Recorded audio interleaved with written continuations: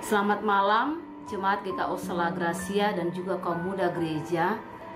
Malam hari ini kita mau merenungkan firman Tuhan yang diambil dari Matius 7 ayat 7. Demikian firman Tuhan. Mintalah maka akan diberikan kepadamu, carilah maka kamu akan mendapat, ketoklah maka pintu akan dibukakan bagimu. Amin. Nats ini merupakan ayat CD saya, dan saya juga menghidupinya dan mengalaminya dalam kehidupan saya. Tuhan menyuruh kita untuk meminta, mencari, dan mengetok. Saya mengalami hal ini ketika saya waktu itu sulit untuk punya anak. Jadi setelah menikah memang saya langsung isi, tetapi 2 kali saya keguguran. Dan setelah itu saya sempat berpikir saya mau stop dulu untuk tidak pergi lagi ke dokter. Nah, di situ saya merenungkan ayat ini. Kita meminta, sudah saya lakukan. Saya meminta sama Tuhan. Dari setelah menikah saya meminta, dan kemudian di kelanjutan dari firman ini, carilah maka kamu akan mendapat.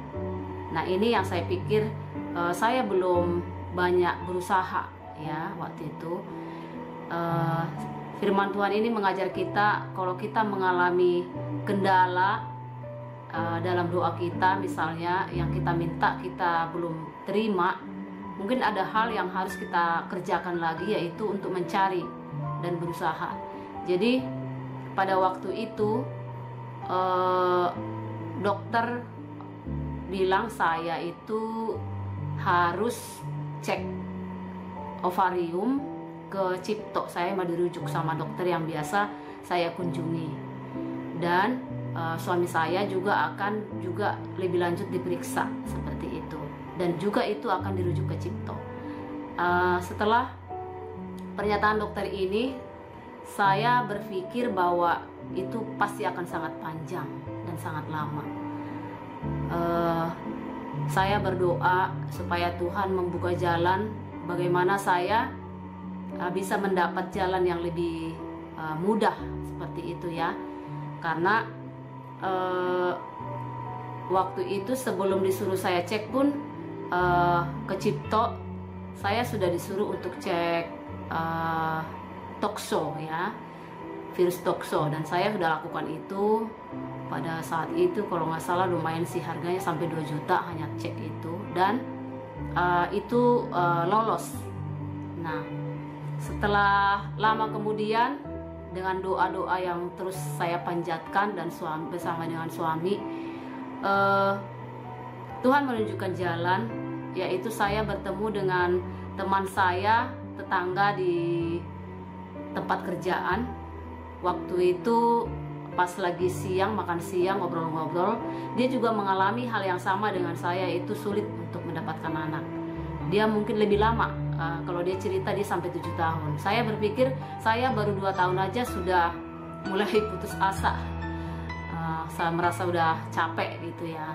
Nah, dia bercerita bahwa dia juga mengalami seperti yang saya alami, dan ketemu dengan salah seorang dokter profesor di satu rumah sakit ya, namanya Dokter Andy. Nah, saya direferensiin sama dia ke sana, dan saya temuin profesor ini, dan benar saya ke sana. Lumayan mahal sih ya harganya. Dan setelah saya ketemu dokter, saya ceritakan apa yang saya alami. Saya belum menunjukkan surat yang antivirus tadi, yang hasil virus tadi ya. Terus setelah kita berbincang-bincang, saya mulai menyodorkan hasil tokso saya ke dia.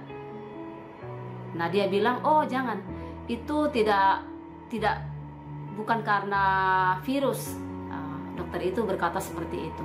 Saya merasa ya mungkin dokter ini lebih baik ya dari yang biasa saya kunjungi seperti itu. Nah, waktu itu dia kasih saya saran supaya berjalan 2 metode. Yang pertama, saya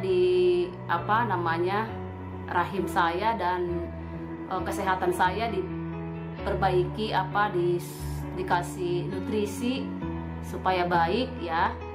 Terus yang kedua, dia suruh saya ke dokter darah ya, yaitu waktu itu kayak Prof. Karmel yang ada di Cikini.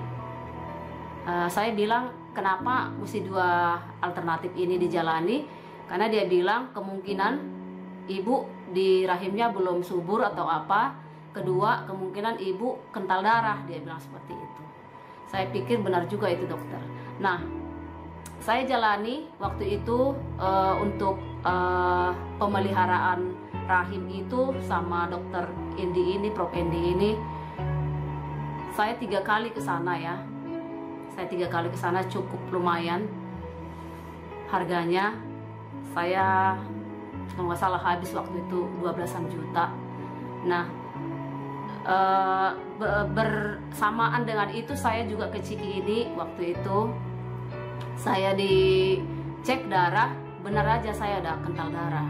Nah, begitu saya kental darah itu, dikasih tahu Prof itu bahwa saya harus disuntik ketika nanti kalau sudah positif. Jadi saya jalanin dua-duanya, pemeliharaan rahim dan juga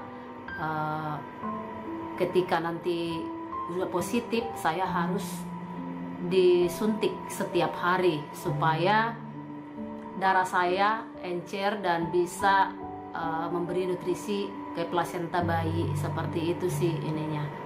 Nah, saya mengalami hal ini dari firman Tuhan ini. Saya harus mencari seperti itu. Saya nggak cukup hanya meminta sama Tuhan, saya harus berusaha. Ke dokter darah itu cukup ini loh, lumayan sulit untuk ketemunya. Bisa sampai jam 11 malam karena antrinya bisa sampai 180 orang yang antri setiap hari. Dan kita harus booking dia itu 1 minggu sebelumnya. 1 bulan sebelumnya, karena dia sangat rame gitu.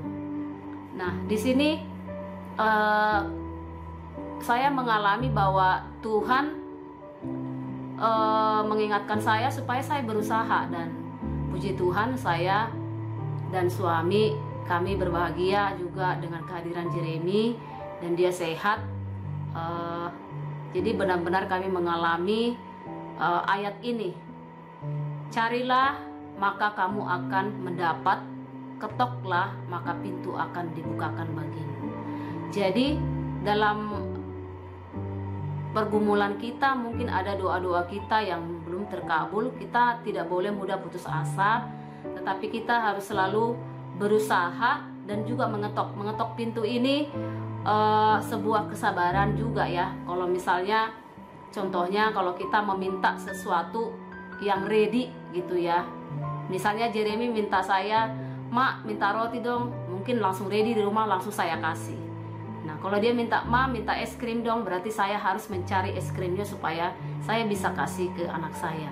Dan ketika misalnya dia membutuhkan contohnya sesuatu yang nggak ada di rumah gitu, dan kebetulan itu malam, saya harus mungkin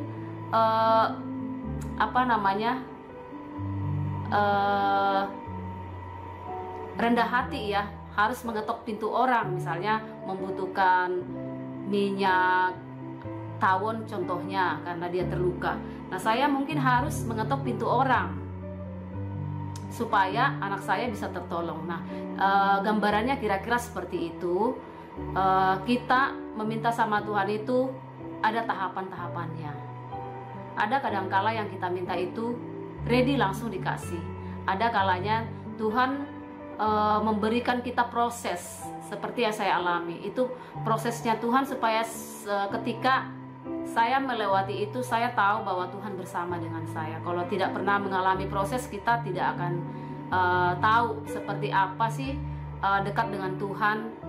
Dan kalau kita tidak mendapatkan itu dengan usaha, mungkin kita lebih merasa itu gampang seperti itu. Nah, bagi teman-teman ataupun jemaat GKO Sola Gracia, marilah kita terus bertekun dan meminta, mencari dan mengetok pintunya Tuhan, supaya Tuhan membuka jalan untuk kita dalam setiap pergumulan kita. Demikian renungan kita malam ini. Tuhan Yesus memberkati.